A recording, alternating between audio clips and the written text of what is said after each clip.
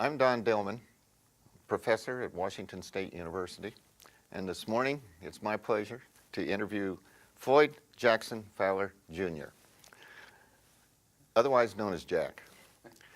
Jack is a senior research fellow and study director at the Center for Survey Research at the University of Massachusetts in Boston, where he's been since I think about 1971.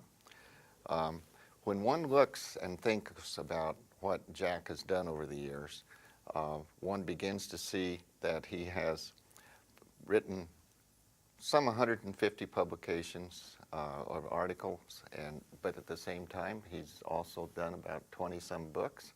And I think it would be interesting to talk with Jack about his career and how it evolved.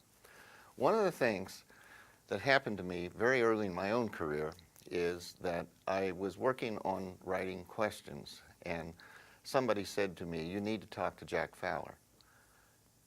And I said, "I have no idea who Jack Fowler is." And they said, "Well, you need to find out." And I said, "Well, I've already tried to find him, and it comes out Floyd." And so they then informed me that he went by Jack, and that's one of the things that we might start talking about in the interview. But I'm looking forward very much to a conversation this morning with Jack Fowler, and hope all of you who watch it enjoy it very much. Jack, my first acquaintance with you was when people kept referring you to me as somebody I'd ought to talk to about wording questions.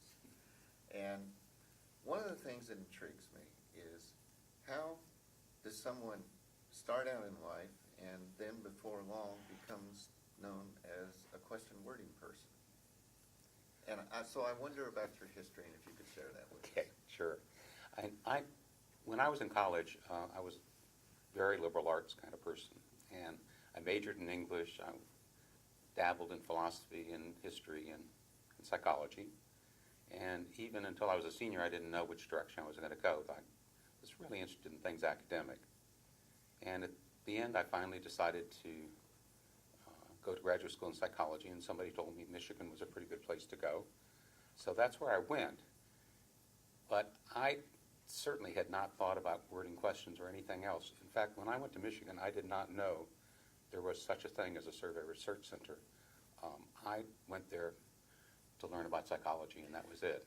How did you discover the Institute for Social Research? Well, it was a two-step process.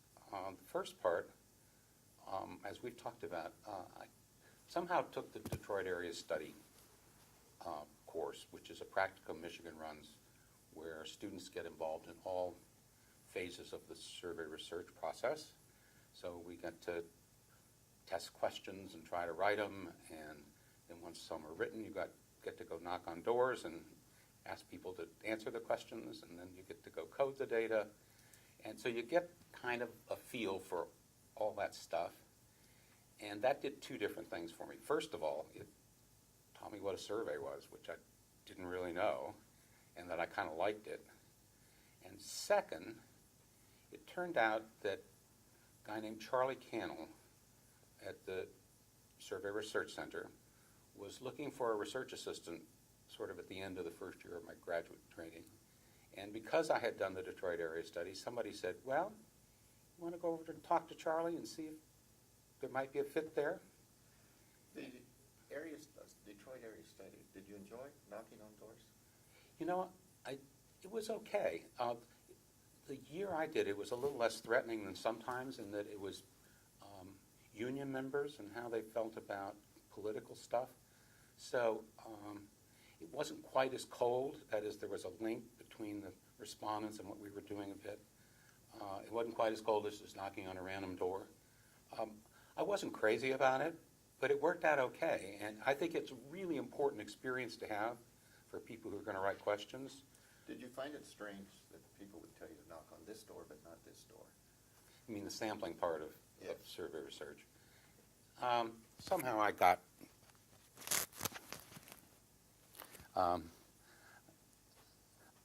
I knew enough about the sampling part of life to understand that part. So no, I didn't find that confusing. At Michigan, probability samples were sort of drummed into you anytime you got near a quantitative studies. So that was kind of part of the DNA at Michigan, and that wasn't confusing. Well, tell me about Charlie Hanlon. Well, that job absolutely set the course for the rest of my professional life in several important ways. But Charlie was trained as a clinical psychologist. He actually trained with Carl Rogers, of all people, at Ohio State. And so he thought he was going to grow up and be a clinician and do therapy. But the war intervened, and they had to figure out something for him to do in the war effort. And what he did was supervise interviewers, which seemed like train and supervise interviewers, which seemed like a good thing to do, I guess, if you'd worked for Carl Rogers. Anyway, so that's how Charlie got into the world. And Charlie's approach to research was, how can I put this? He was really interested in the question and the underlying problem. And he saw data as just a way to understand what was going on. So data per se were not important to Charlie, except to the extent that they could tell you something you needed to understand. And I don't know if that's clear, but I guess the clearest thing I can say is that Bob Groves had told me once that I had not noticed. Charlie got a Lifetime Achievement Award from AAPOR, and he never published anything with a statistical test in it. Everything he wrote, he just looked at the numbers and said, is that telling me something I need to know? And that's all he cared about. And that's sort of remarkable in this day and age, though we're getting back to being less worshipful of statistical tests too. But just this focus on what we're trying to do is understand stuff. What we want to do is know stuff. And that's what this research business is about, not about just producing numbers. And sort of that practical, focused approach had a big effect on me for all my life, I think. The first time I met Charlie, somebody explained to him that I had written a book or done some things on male survey. Yeah. And he looked straight at me. He said, well, you need to get that written up and out there so all of us can see it. And then I'd be happy to comment on it. And I thought about that.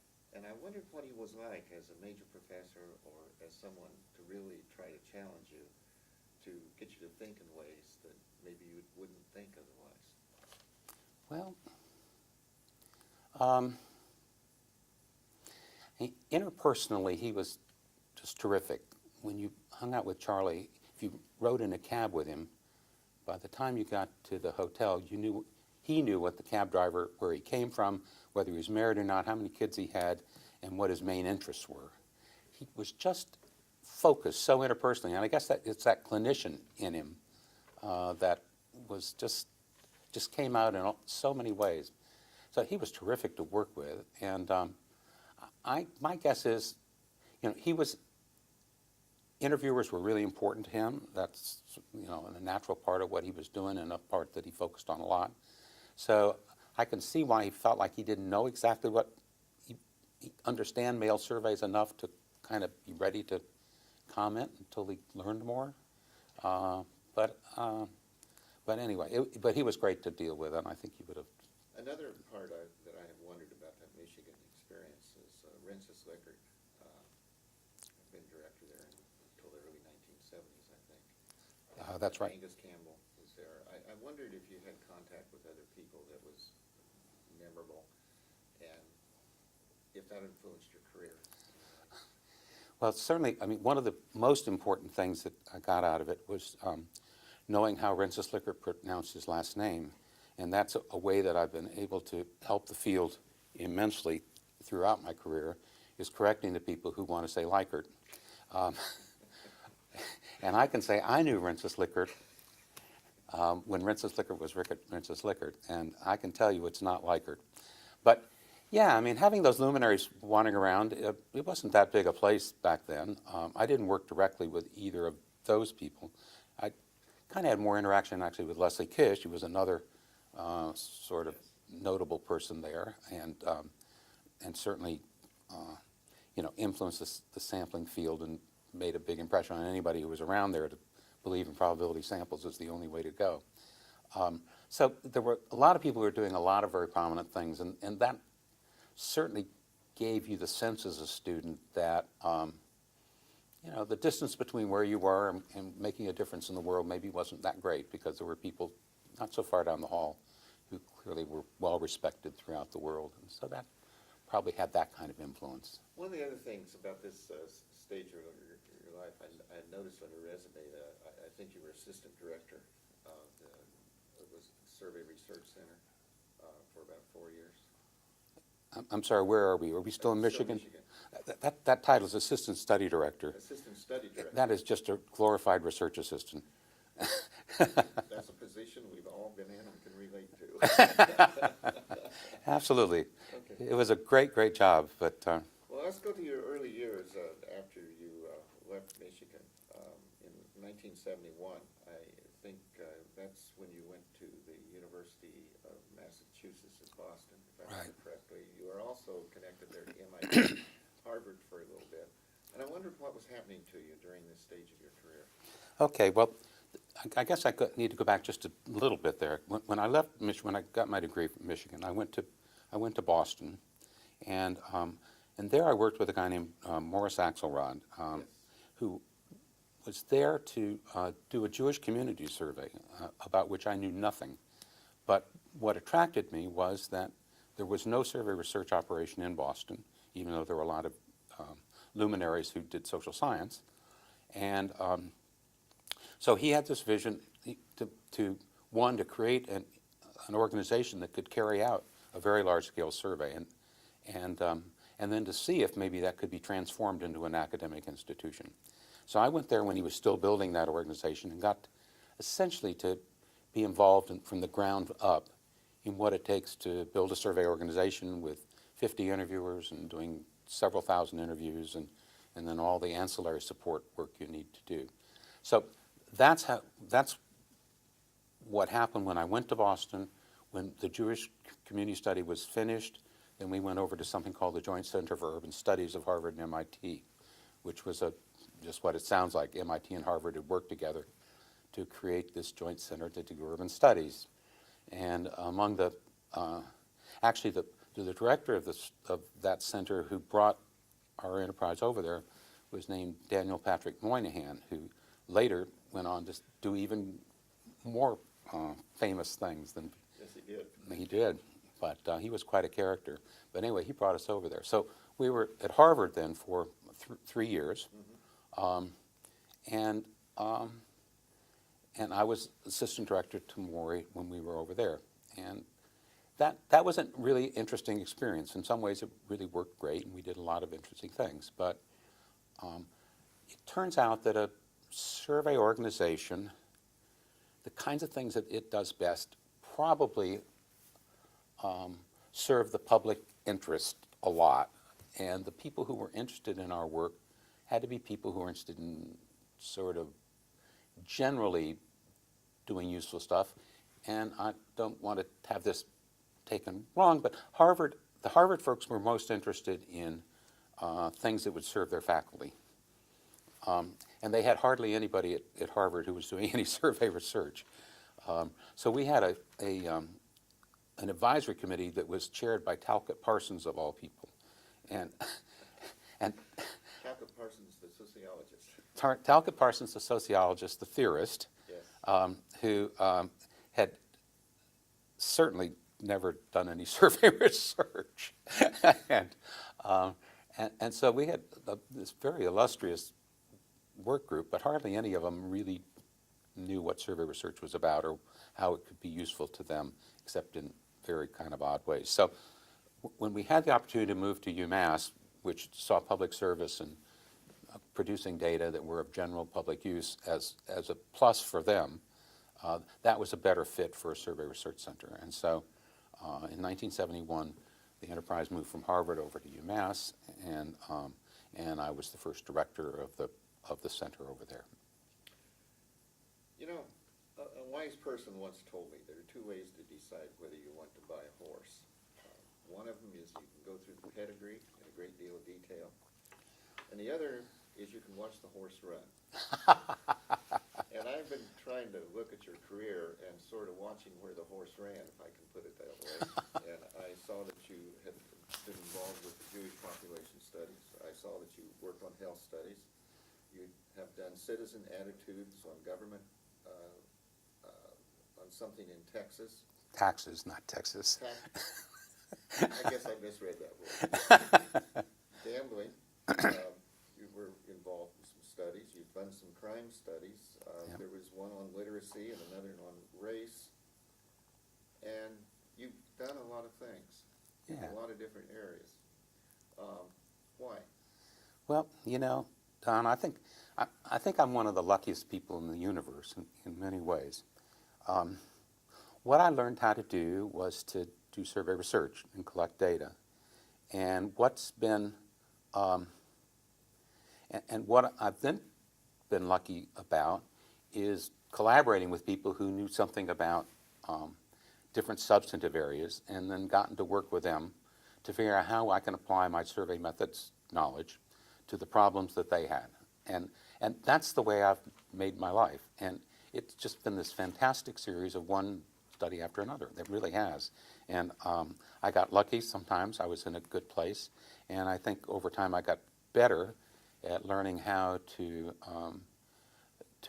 make what survey research has to offer useful to people who are wrestling with important national and local problems. And so that's... When did that point come that you really felt like, I've got something useful that I Well, can help others I with? don't know, but actually I'm going to circle back to Michigan, because in some ways, the work I was doing with Charlie at Michigan when I started was just a quintessential set of things to think about methodology. What we were doing, the National Center for Health Statistics started something called the National Health Interview Survey in the late 1950s.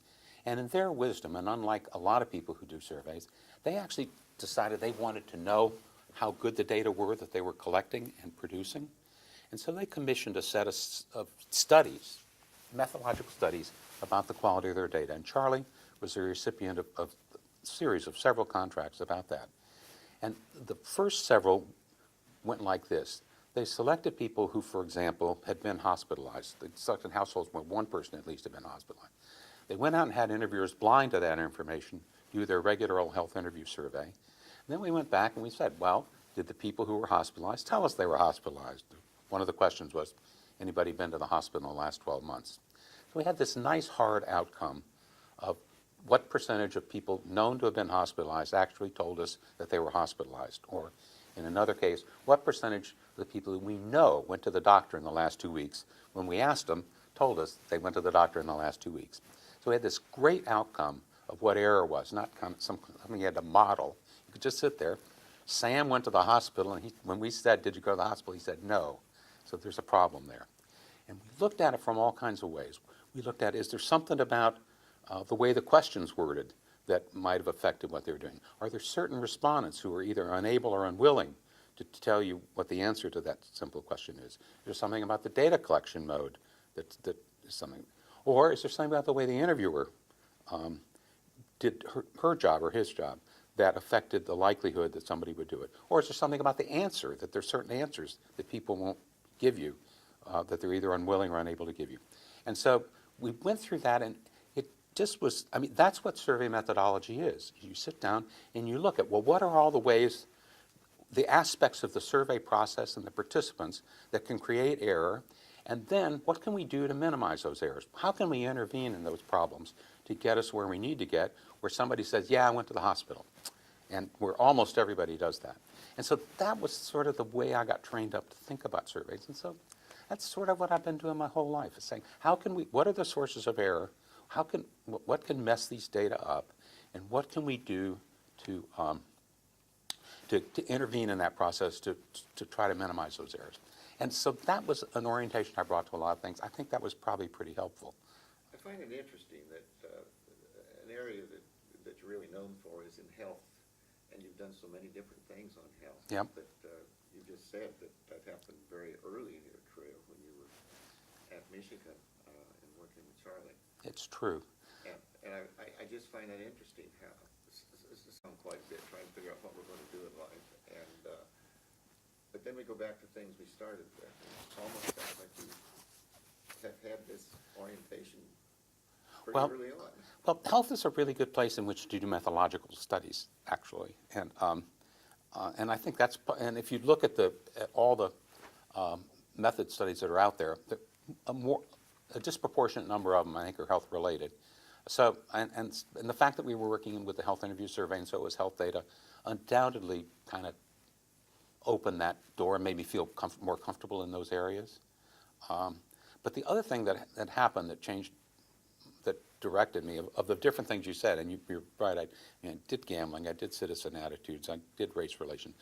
But one of the most profound things that happened to me was a guy named Jack Winberg, who probably nobody from AAPOR has heard of.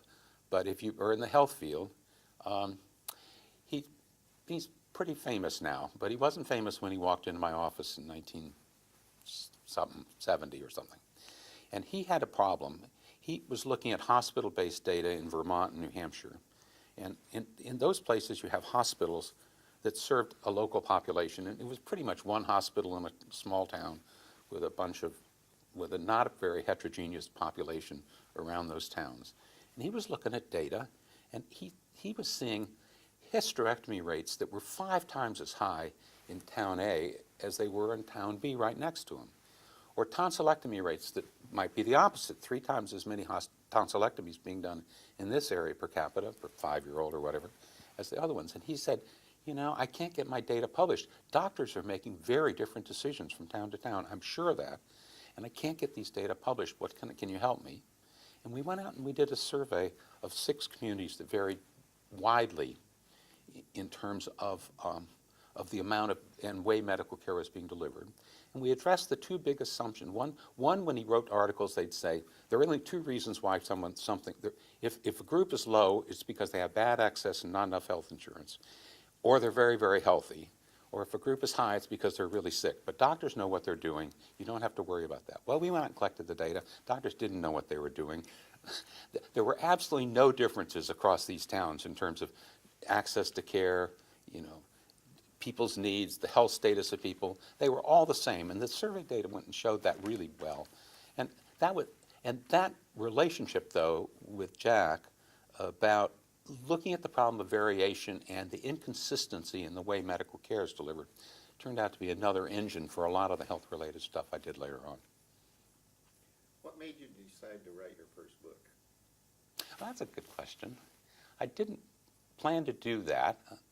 The first book, I think you're asking, I did write one about citizen attitudes, which just came out of the research we did. Yeah. But I'm guessing what you're talking about, and what I think is interesting, is writing survey research methods. Yes, and, that's the book I want to ask about. Yeah, and I really did not have a plan to go write a book. I didn't necessarily think that was something, it wasn't on my agenda at all. I had taught a general course in survey research methods at the Harvard School of Public Health for a while, and was frustrated by the fact that there was not a book that had what I wanted to teach.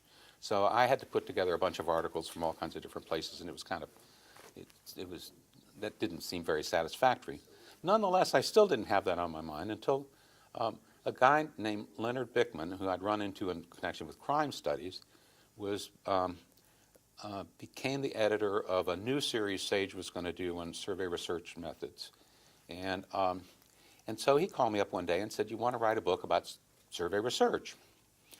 And I said, "Well, I don't know. Gosh, I've got a lot of things to do. I'm pretty busy." He said, "Well,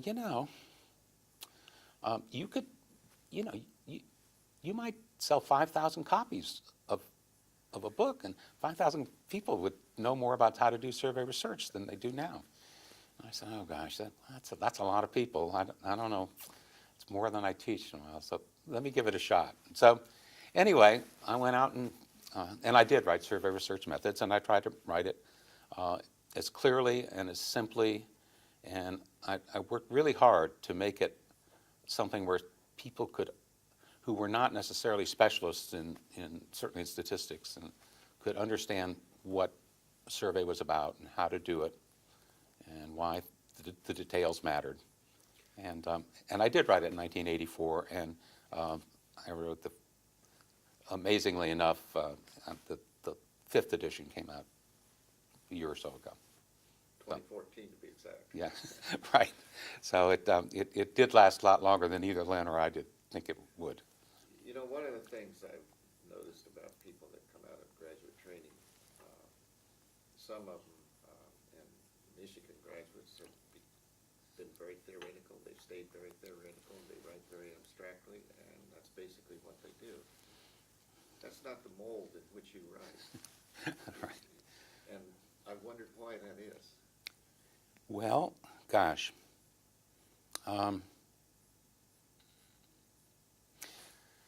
mean, certainly one part of it is that my career, you know, for most of it, I've been involved in sort of every phase of survey research and getting it done.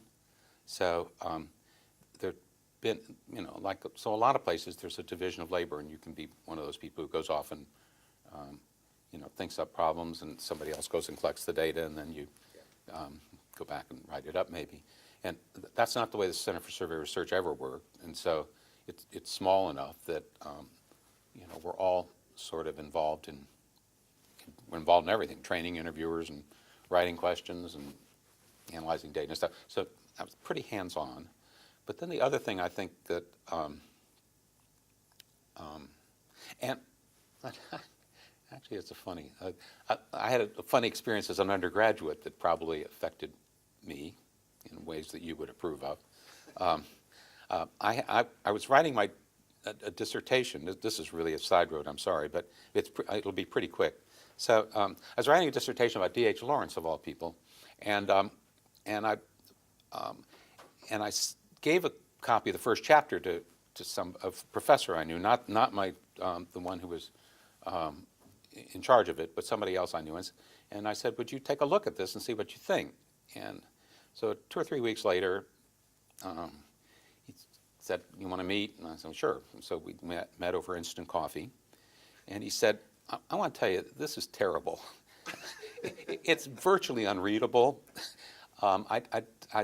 It's pedantic. He said, I don't even, you know, it doesn't matter what you said. The way you said it is so terrible that I don't have anything helpful to say. And he said, the one thing I will note is that when you speak, you actually can be moderately engaging and clear. And I would just suggest that you try writing a lot closer to the way you speak than this chapter certainly reflects. That made an impression on me, and writing clearly was something I worked on really hard. And so that's a second thing, and I'll just give you one. There's one other piece, I guess, and that has to do with my work on interviewing and interviewers, and that's something I'm really interested in. And at some point, you know, when we would do studies of what interviewers did and whether they could ask questions and how much effect they had on data and stuff like that. And one of the things I've learned is that no matter how much there are some questions that are so terrible that no matter how much you train interviewers and supervise them and everything, nobody can ask these questions and make them work.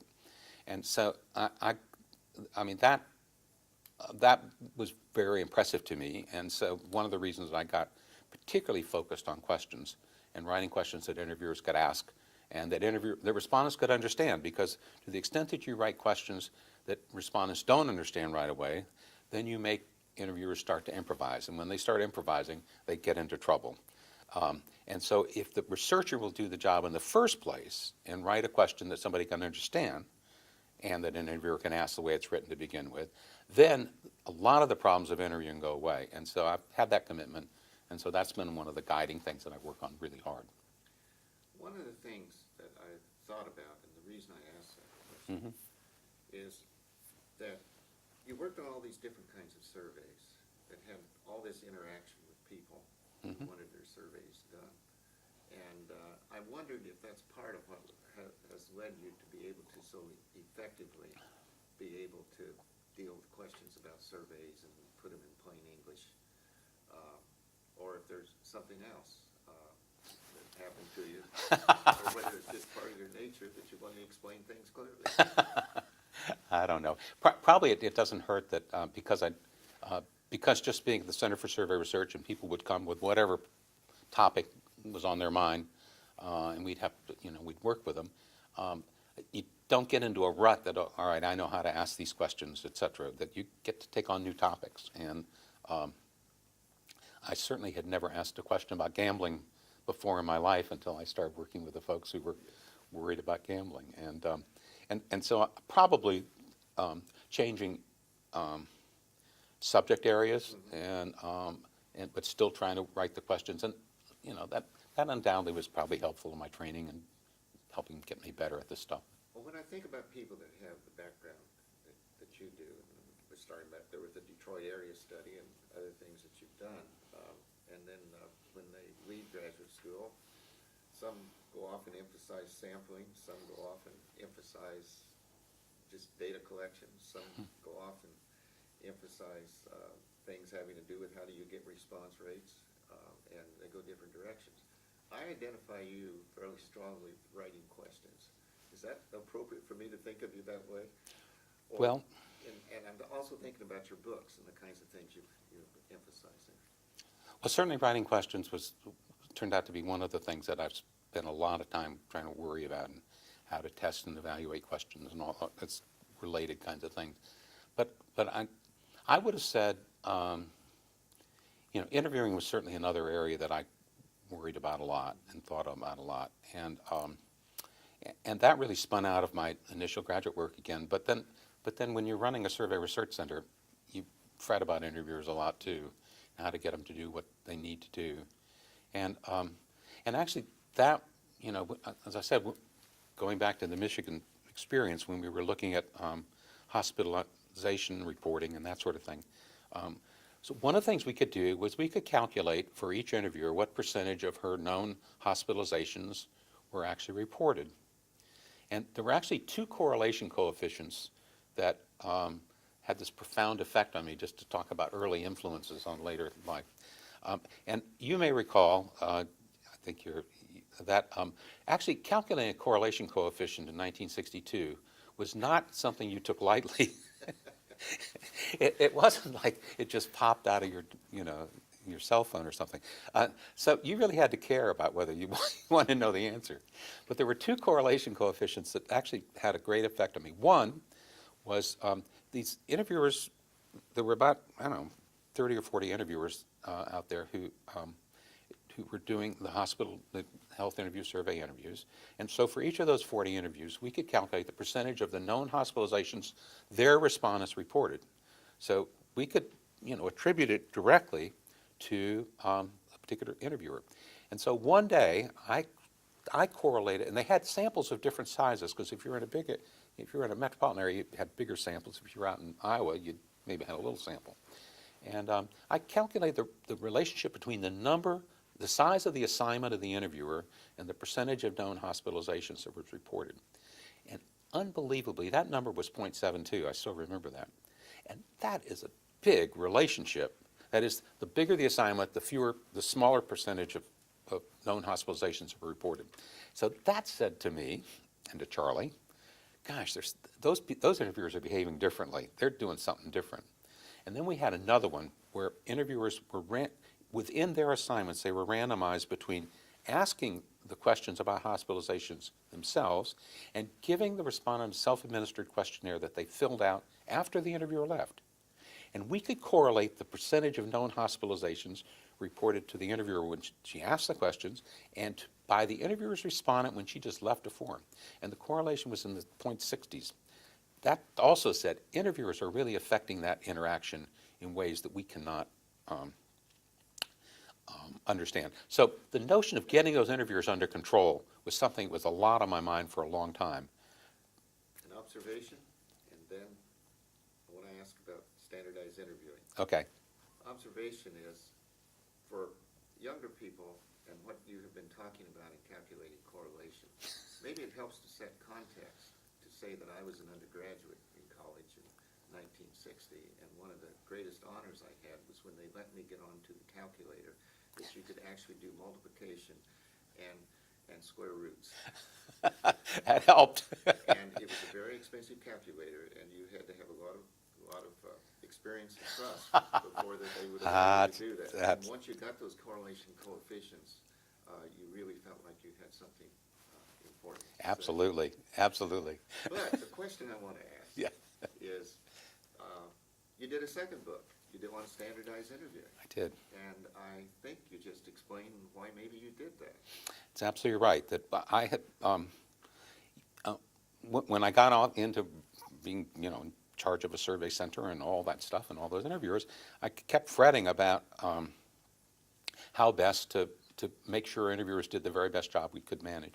And then another thing that just bothered me is that I found out that there were a lot of survey organizations that were doing it.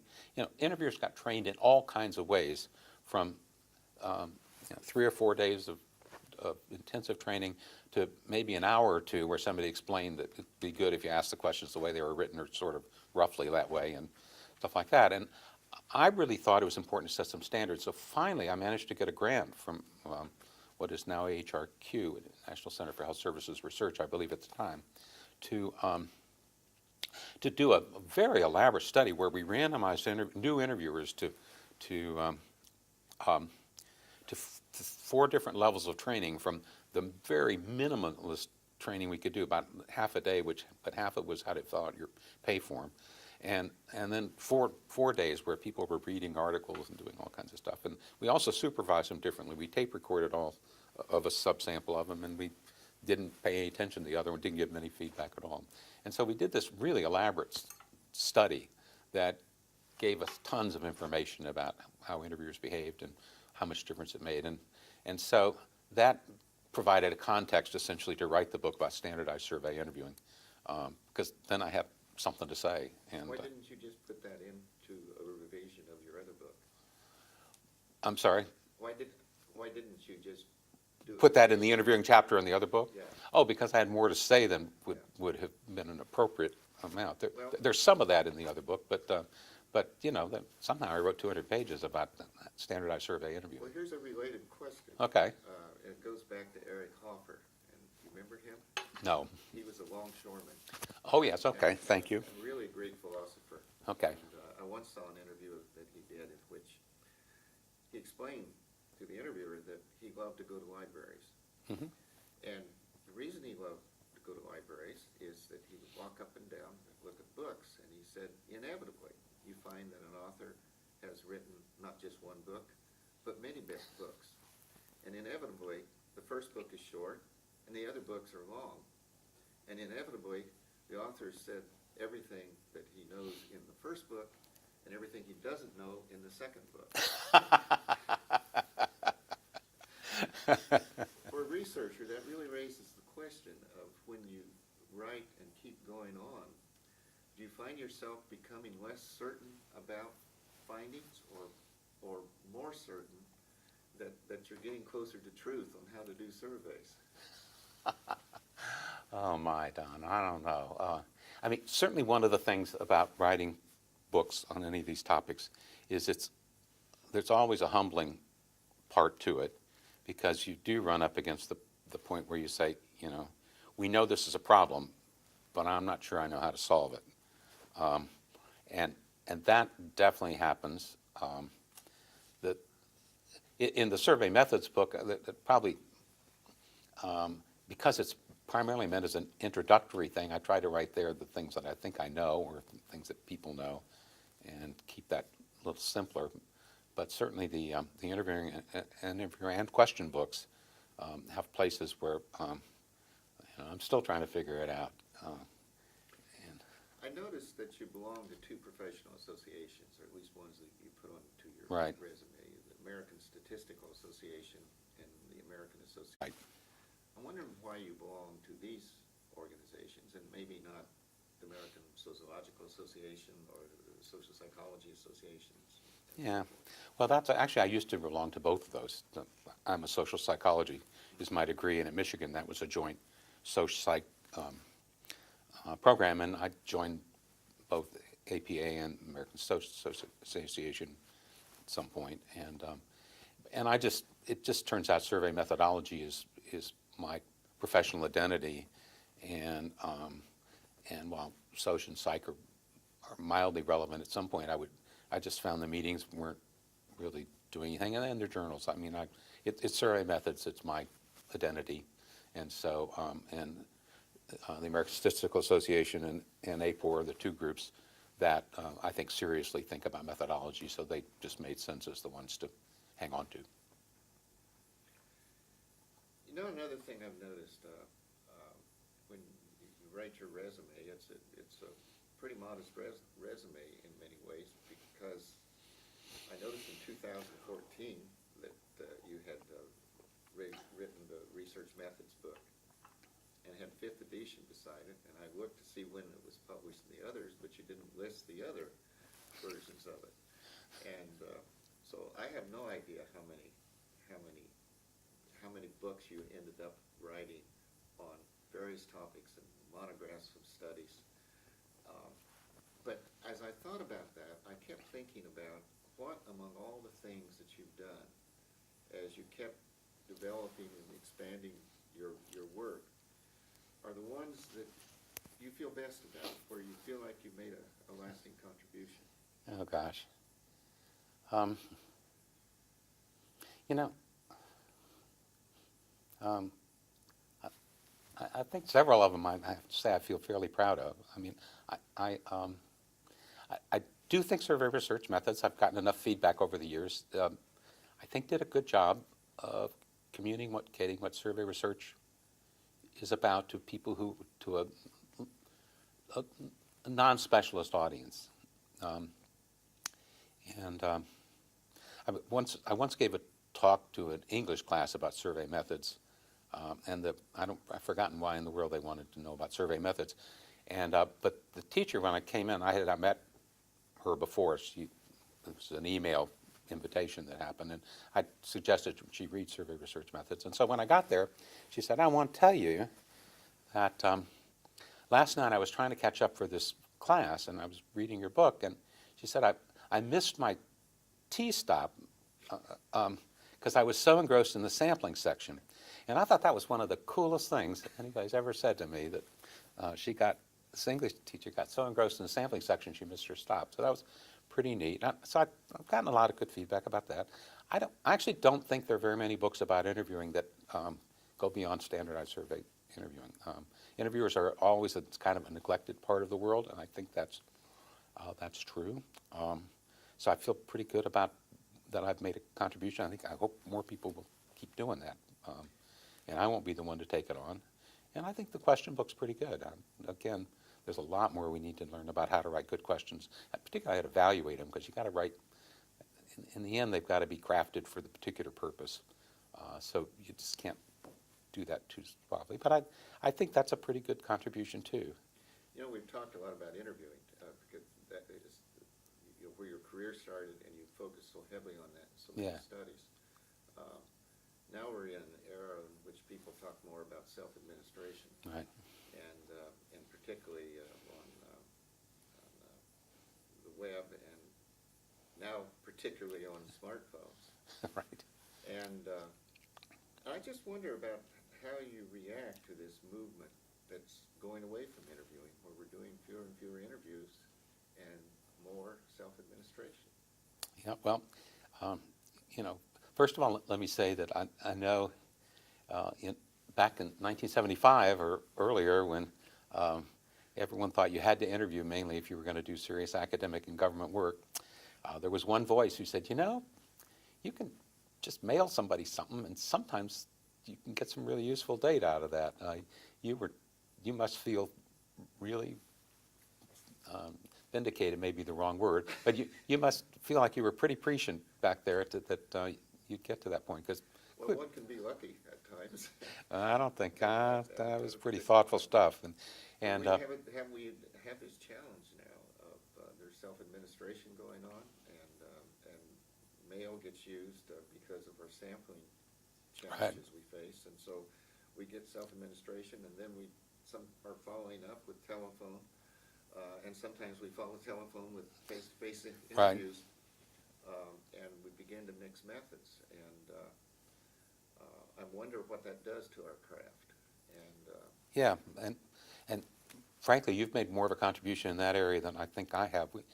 I've certainly worried about that, and done my share of multi-mode studies, and tried to figure out what it is about questions that helps. Because One of the things I actually do know is that there was a guy named Joseph Hochstein Yes. who, Tell him the year. huh? Was it 67, is that right? I think it was. Did I have it right? I couldn't remember, so I thought I would ask you. I think that's about right. And, It is. Joe did this huge study where he compared in-person and mail and telephone. And I did the calculation. And he found some differences between the modes, but it was a really small number. Like he did over 1,000 comparisons and maybe found 50 or 60 or 70 statistically significant differences, which is about what you'd expect by chance. And so it's important to remember that there's some questions that you can ask any which way you want, and you'll still get about the same answer.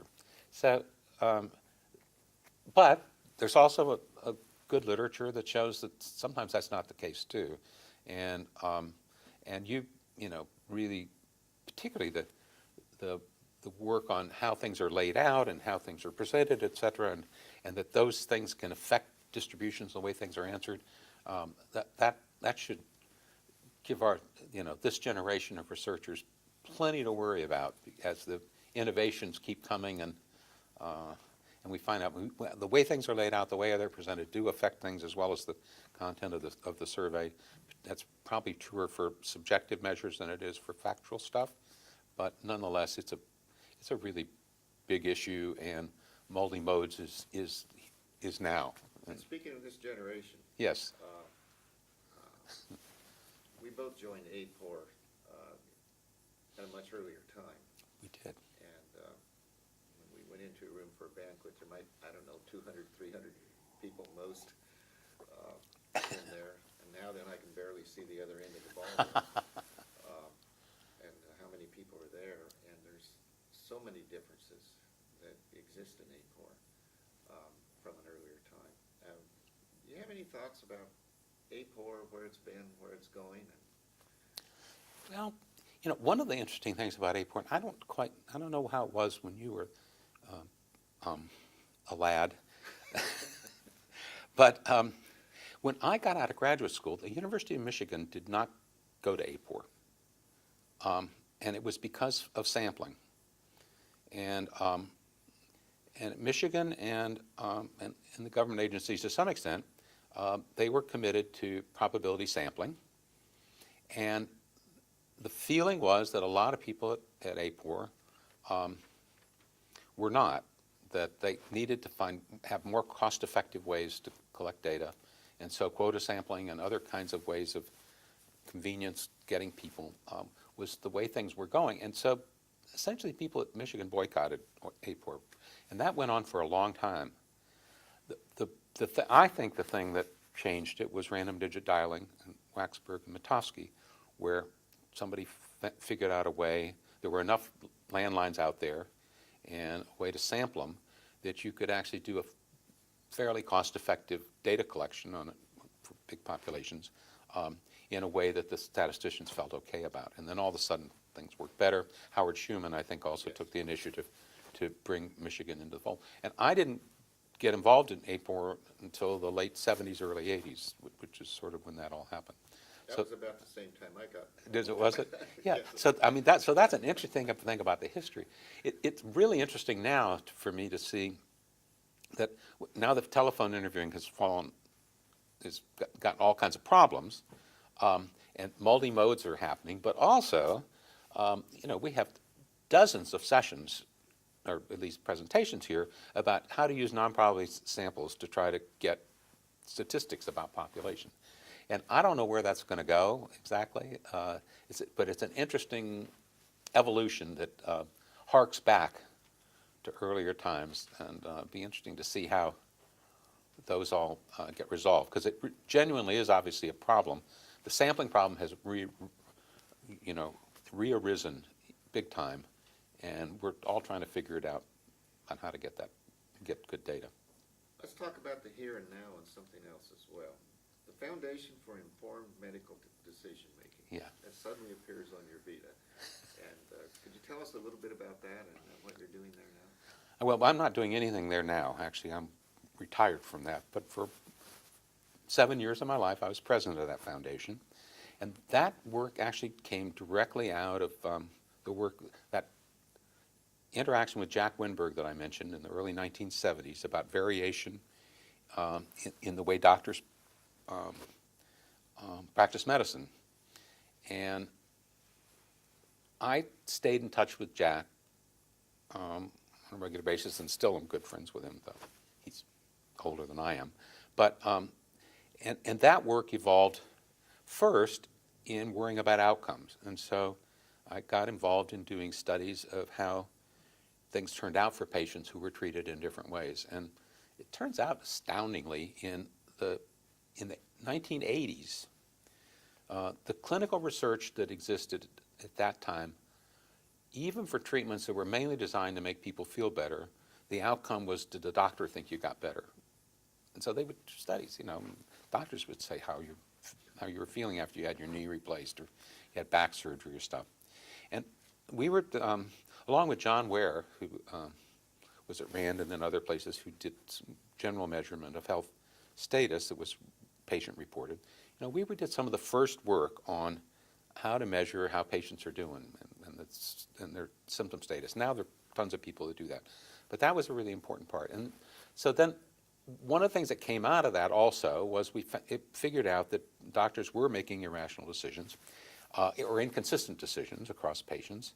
And we decided the only way to make things more rational was to get patients informed enough so they could actually participate in decision making rather than having doctors tell them what they were going to do. And so I worked with a team of people from Massachusetts General Hospital and Dartmouth and other places over the years to do studies of how patients were faring after they were treated, what they knew about their treatment options, and eventually this group started to develop patient education programs so that if you were faced with prostate cancer, you could have information about what the reasonable options were and what the known risks and benefits of the procedure were before a decision was made. And so all that was done, I did mainly at part of the Center for Survey Research. There was various data collections that went on about that. And then a foundation was created to make these things, and at some point someone decided it'd be a good idea if I became president of that. So I did that for 7 years. And it put me on the other side of I spent my whole life in a soft money world, supported by grants and contracts for the most part. And so for 7 years, I got to give money away or figure out how to spend not unlimited resources, but some resources to make a research agenda happen. And the idea, the focus of our work was how are decisions being made, how informed were people, to what extent were the decisions being made reflecting what patients valued and cared about and what their preferences were, and what are the best ways to communicate information to people about things like risks and benefits and stuff like that, so that they actually will be prepared to interact with physicians in a constructive way. So that was a side, it grew out of a lot of the research that I had done previously. I mean, it was definitely not a new area. It's something I've been thinking about a lot. But it was certainly a different role for me from any time before, or as I say, really since. So that was an exciting side road. So what are you doing now?